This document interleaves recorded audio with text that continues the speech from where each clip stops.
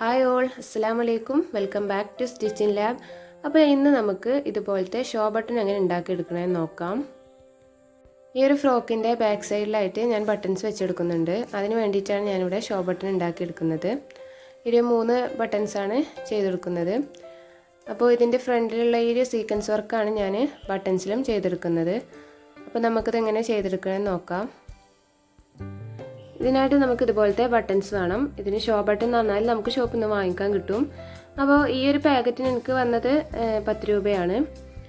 അതുപോലെ തന്നെ നമുക്കിതിന് വേണ്ടത് ക്ലോത്താണ്. നമ്മൾ ഏത് ക്ലോത്തിലാണ് ചെയ്യാൻ ഉദ്ദേശിക്കുന്നത് ആ ഒരു ക്ലോത്ത് നമുക്ക് എടുക്കാം. ഇവിടെ ഞാൻ ആ ഒരു ഫ്രോക്കൊക്കെയാണ് ചെയ്തെടുക്കുന്നത്. അപ്പോൾ അതിൻ്റെ ലൈനിങ് പീസും അതുപോലെ തന്നെ അതിൻ്റെ നെറ്റിൻ്റെ പീസും ഞാൻ എടുത്തിട്ടുണ്ട്.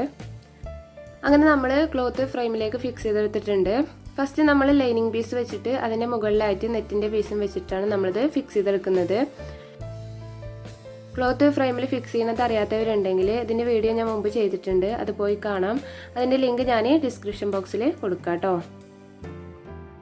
ഇനി നമുക്കൊരു ബട്ടൺ എടുക്കാം. ഇത് 2 പീസായിട്ടാണ് നമുക്ക് കിട്ടുന്നത്. ഇന്നർ പീസായിട്ടും ഔട്ടർ പീസായിട്ടും കിട്ടും. അപ്പോൾ ഈ ഒരു ഹോള് വരുന്ന പീസ് നമുക്ക് ഇന്നർ പീസായിട്ടും ഹോളില്ലാത്തത് ഔട്ടർ പീസായിട്ടും എടുക്കാം. ഈ ഹോളുള്ള ഭാഗം നമുക്കൊന്ന് മാറ്റി വെക്കാം.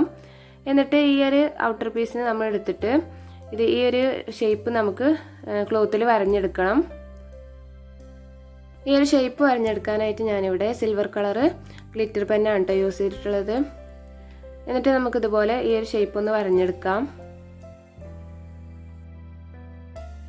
അങ്ങനെ നമ്മൾ വരഞ്ഞെടുത്തിട്ടുണ്ട്. ഇനി ഇതിൻ്റെ ഒരു സെൻറ്ററിലായിട്ടാണ് നമ്മൾ ഡിസൈൻ ചെയ്തെടുക്കുന്നത്. ഇനി നമുക്ക് വേണ്ടത് ത്രെഡാണ്. ത്രെഡ് നമ്മൾ മെഷീൻ ത്രെഡ് തന്നെയാണ് യൂസ് ചെയ്തിട്ടുള്ളത്. അപ്പോൾ നമ്മൾ ഇത് ആവശ്യത്തിനുള്ളത് കട്ട് ചെയ്തെടുത്തിട്ട് ഇതിൻ്റെ 2 അറ്റവും ഒന്നിച്ച് വെച്ചിട്ടാണ് നമ്മൾ നീഡിലിൽ കോർത്തെടുക്കുന്നത്. അങ്ങനെ നമ്മൾ ത്രെഡ് നീഡിലിൽ കോർത്തിട്ടുണ്ട്. ഇപ്പം നമ്മൾ ഇത് കെട്ടിട്ടെടുക്കുന്നില്ല, നമ്മളിത് സ്റ്റിച്ച് ചെയ്യുന്ന സമയത്താണ് കെട്ട് ഇട്ടെടുക്കുന്നത്. ഇനി നമുക്ക് ഇതുപോലത്തെ സീക്വൻസ് വേണം. ഈ സീക്വൻസ് വെച്ചിട്ടാണ് നമ്മൾ ബട്ടൺസ് ചെയ്തെടുക്കുന്നത്. ഇനി നമുക്ക് നീഡിലിനെ താഴേന്ന് മുകളിലേക്കൊന്ന് പൊക്കിയെടുക്കാം. നീഡിൽ പൊക്കിയെടുക്കുമ്പോൾ നമ്മൾ ത്രെഡ് ഫുള്ളായിട്ട് മുകളിലേക്ക് വലിച്ചെടുക്കരുത്. കുറച്ചിടെ വിട്ടതിന് ശേഷം വേണം നമ്മൾ നീഡിൽ പൊക്കിയെടുക്കാൻ. എന്നിട്ട് ഇതുപോലെ ഒരു സീക്വൻസ് നമുക്ക് സെൻട്രലായിട്ടൊന്ന് വെച്ചു കൊടുക്കാം. എന്നിട്ട് നീഡിലിനെ ഇതുപോലെ ഒന്ന് താഴേക്ക് കുത്തിയിറക്കണം.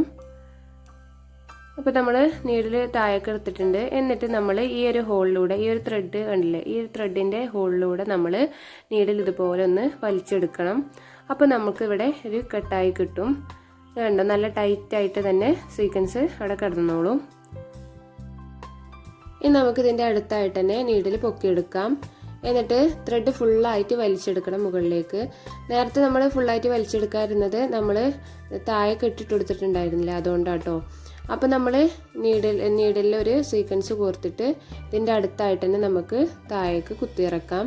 ഇതുപോലെ തന്നെ നമുക്ക് ഓരോ സീക്വൻസും ഇതുപോലെ ഒന്ന് സ്റ്റിച്ച് ചെയ്തെടുക്കാം. ഞാൻ 6 സീക്വൻസ് വെച്ചിട്ടാണ് ഈ ഒരു ഫ്ലവർ ചെയ്തെടുത്തിട്ടുള്ളത്.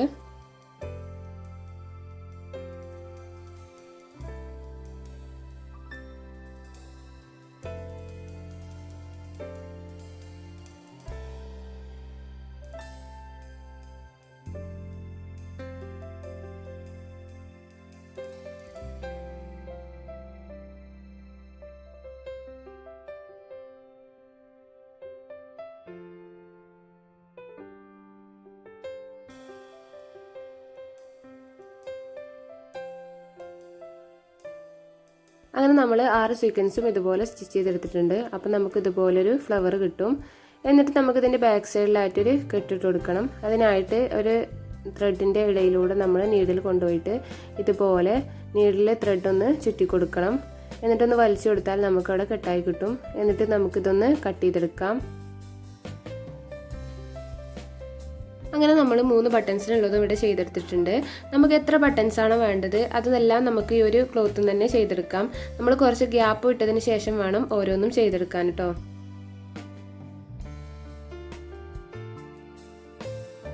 ഇനി നമുക്ക് ഈ ഫ്രെയിമിൽ നിന്ന് ക്ലോത്ത് ഒന്ന് എടുത്ത് മാറ്റാം. എന്നിട്ട് ഓരോന്നായിട്ടും നമുക്ക് കട്ട് ചെയ്തെടുക്കാം. ഓരോ ബട്ടൺസുകളും നമ്മൾ കട്ട് ചെയ്തെടുക്കുമ്പോൾ ഇതുപോലെ കുറച്ച് ക്ലോത്ത് അധികം വിട്ടതിന് ശേഷമാണ് നമ്മൾ കട്ട് ചെയ്തെടുക്കാൻ. അങ്ങനെ നമ്മൾ കട്ട് ചെയ്തെടുത്തിട്ടുണ്ട്. ഇനി നമുക്ക് ഇത് വെച്ചിട്ട് എങ്ങനെ ബട്ടൺസ് ഉണ്ടാക്കണമെന്ന് നോക്കാം. അതിനായിട്ട് നമുക്കൊരു ബട്ടൺ എടുക്കാം. എന്നിട്ട് ഇതിൻ്റെ ഉള്ളിലായിട്ട് നമുക്ക് കുറച്ച് ഗ്ലൂ അപ്ലൈ ചെയ്ത് കൊടുക്കണം. അതിനായിട്ട് ഞാനിവിടെ B7000 എന്ന് പറഞ്ഞ ഗ്ലൂ ആണ് എടുത്തിട്ടുള്ളത്. എന്നിട്ട് നമുക്ക് ഇതിൻ്റെ ഔട്ടർ പീസിൻ്റെ ഉൾവശത്തായിട്ട് നമുക്ക് കുറച്ച് ഗ്ലൂ അപ്ലൈ ചെയ്ത് കൊടുക്കാം. എൻ്റെ കയ്യിൽ ഷോ ബട്ടൺ മെഷീൻ ഇല്ലാത്തതുകൊണ്ടാണ് ഞാൻ ഇങ്ങനെ ഗ്ലൂ ഒക്കെ അപ്ലൈ ചെയ്ത് ചെയ്യുന്നത്. അപ്പോൾ നിങ്ങളുടെ കയ്യിൽ ഷോ ബട്ടൺ മെഷീൻ ഉണ്ടെങ്കിൽ അത് വെച്ചിട്ട് ചെയ്താൽ മതി. അങ്ങനെ നമ്മൾ ഇതിൻ്റെ ഉൾവശത്ത് എല്ലായിടത്തും നമ്മൾ ഗ്ലൂ അപ്ലൈ ചെയ്തിട്ടുണ്ട്. ഇനി നമുക്ക് ഇതിൻ്റെ മുകളിലായിട്ട് നമ്മൾ കട്ട് ചെയ്ത് വെച്ച ക്ലോത്ത് ഒന്ന് വെച്ച് കൊടുക്കാം. ഇതുപോലെ വെച്ചെടുത്തതിന് ശേഷം നമുക്ക് ഇത് എല്ലാ സൈഡിൽ നിന്നും ഇതുപോലെ ഒന്ന് ഉള്ളിലേക്കൊന്ന് മടക്കി കൊടുക്കാം.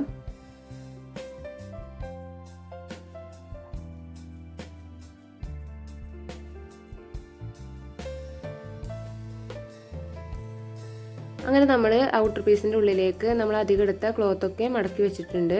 ഇനി നമുക്ക് ഇതിൻ്റെ ഉള്ളിൽ കുറച്ച് ഗ്ലൂ അപ്ലൈ ചെയ്തിട്ട് നമ്മൾ ഇന്നർ പീസ് ഒന്ന് ഇതിൻ്റെ മുകളിൽ കറക്റ്റായിട്ടൊന്ന് വെച്ച് കൊടുക്കാം. എന്നിട്ട് ഇതുപോലെ എല്ലാ സൈഡും നമുക്കൊന്ന് പ്രസ് ചെയ്ത് കൊടുക്കാം. അങ്ങനെ നമ്മൾ ബട്ടൺ ഇവിടെ ഉണ്ടാക്കിയെടുത്തിട്ടുണ്ട്. ഇനി നമുക്ക് ഇതുപോലെ തന്നെ 3 ബട്ടൺസും ചെയ്തെടുക്കാം. അപ്പോൾ വീഡിയോ ഇഷ്ടമായാൽ ലൈക്ക് ചെയ്യാനും ഷെയർ ചെയ്യാനും സബ്സ്ക്രൈബ് ചെയ്യാനും മറക്കരുത്. Thank you.